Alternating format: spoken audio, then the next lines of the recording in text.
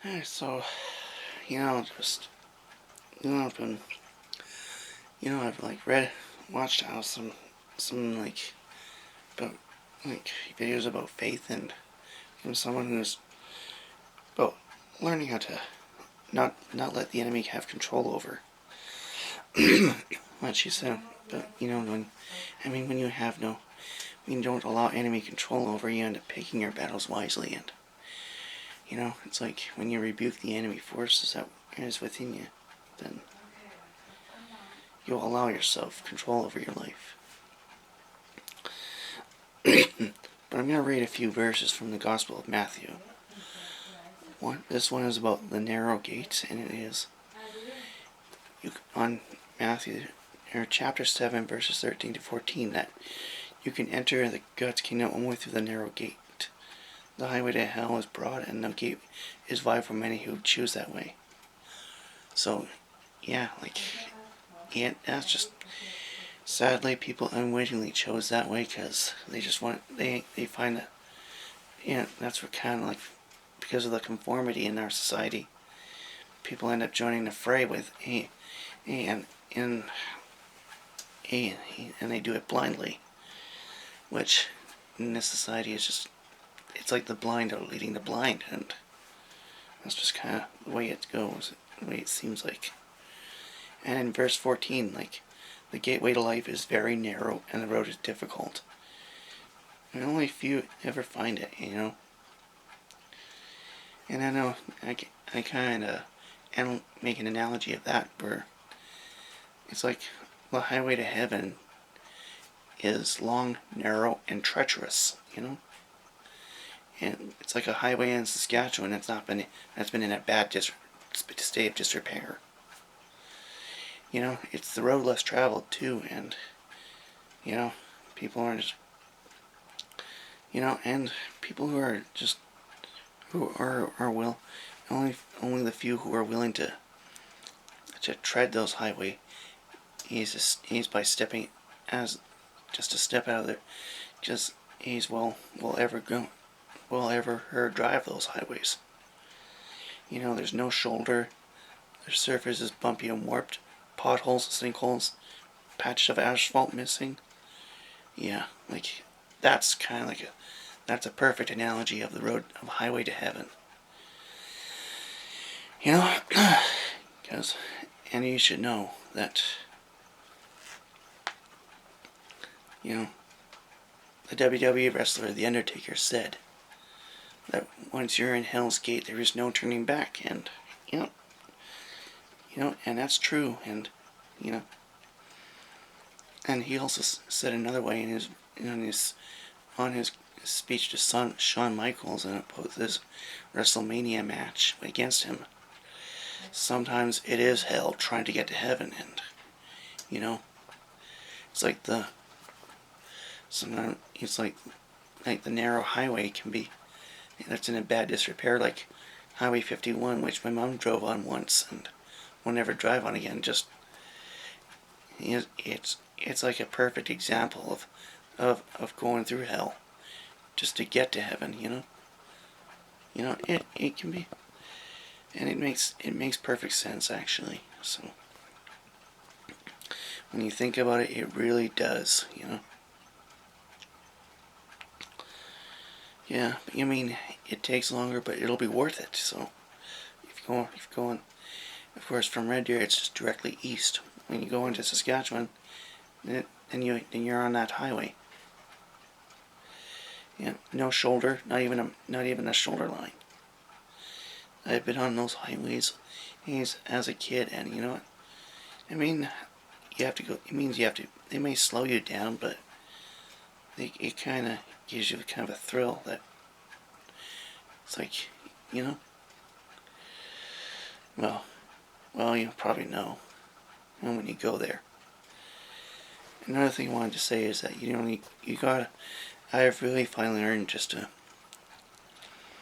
I found myself really negative, sensitive to all those, to how some people's actions they really spill onto those, the energy that can really spill onto others, and because in a culture of complaint, we end up joining the fray too. But on the verse 15 of Matthew chapter 7, and all the way up to verse 20, it talks about the tree and its fruit. Like, you need to watch out for those false teachers who are like wolves in sheep's clothing.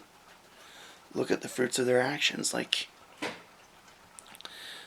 as if they're it's like the fruit of that they make is like the way is their actions. I mean, hypocrisy doesn't. There's no room for hypocrisy at all. Like, you cannot. Like, can you pick from grapes from thorn bushes or figs from thistles? Of course not. Good trees make good fruit, and bad trees make bad fruit. You can't, and they can't do it, and they can't go vice versa. The bad trees so every bad tree is then cut down and burned. So in essence, just as you can identify a tree by its fruit, you can also like tell a person's intentions by their actions. I mean, they seem benign, but you also have that uneasy feeling that their intentions are opposite. I mean, and in another context, D. Smith said it best, you become your intent, I mean, sometimes your stance doesn't always match up with your intentions. I mean, someone may look threatening, but they don't mean that way, I mean, people always judge no matter what, but they don't know you until they see your actions. So, and on the contrary, some people may seem like they're in a benign position, but you're getting this uneasy feeling that their intentions are bad. So, yeah, just kind of, just like the saying, people become their intent. Yeah, it's like the tree, just like what the Matthew chapter 7 verses 15 through 20 said about the tree and its fruit.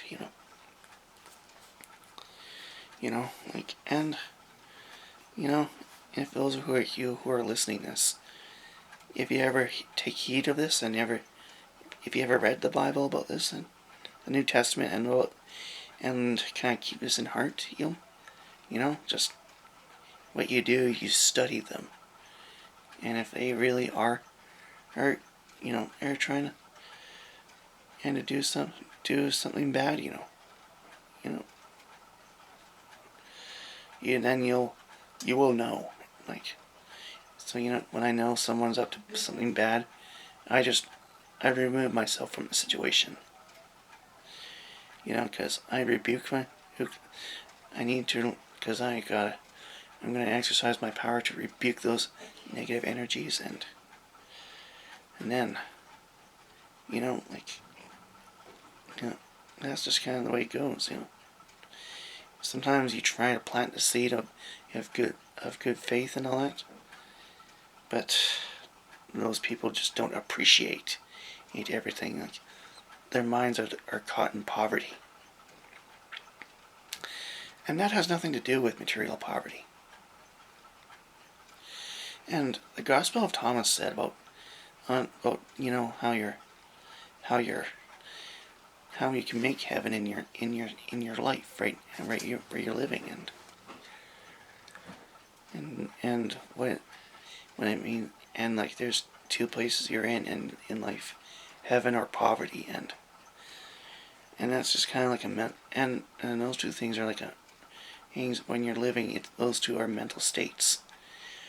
And this Zen master once said that people who are caught in the mind of poverty, they focus on what they're lacking.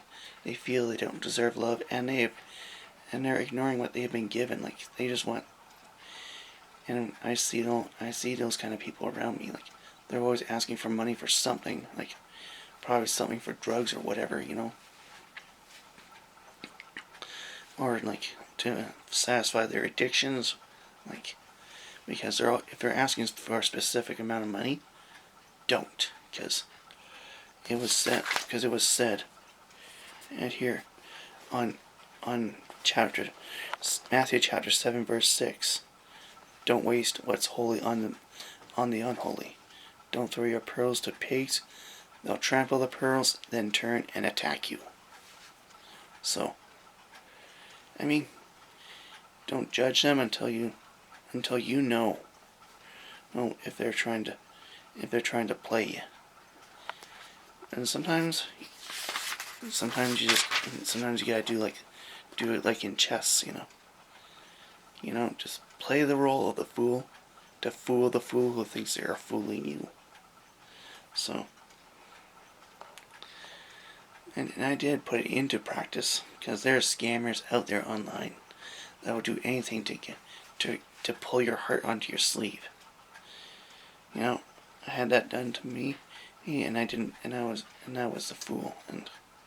But second go around, now I play that fool, and and they may think I'm naive, but in reality, I'm just 10 steps ahead of them, and you know what? And I found something to really open my eyes. So, I mean, trying to meet a girl online for me is just playing with virtual fire, because of the evolution of scamming that's going around. Like that is. So take heed and watch yourself. Like don't if someone's asking you, someone of the opposite gender is asking you for money, don't ask them, because there are scammers out there, and they have such nefarious tactics to get you with, because then once they strike, then they may think they have you may think they're loyal to you, but then you let your guard down, and that's when they strike like a serpent. That's a good way to. Anyways, I'm gonna end this video here. So all I want to say is just be safe out there, and God bless y'all. So until then, and stay tuned for another video. Bye.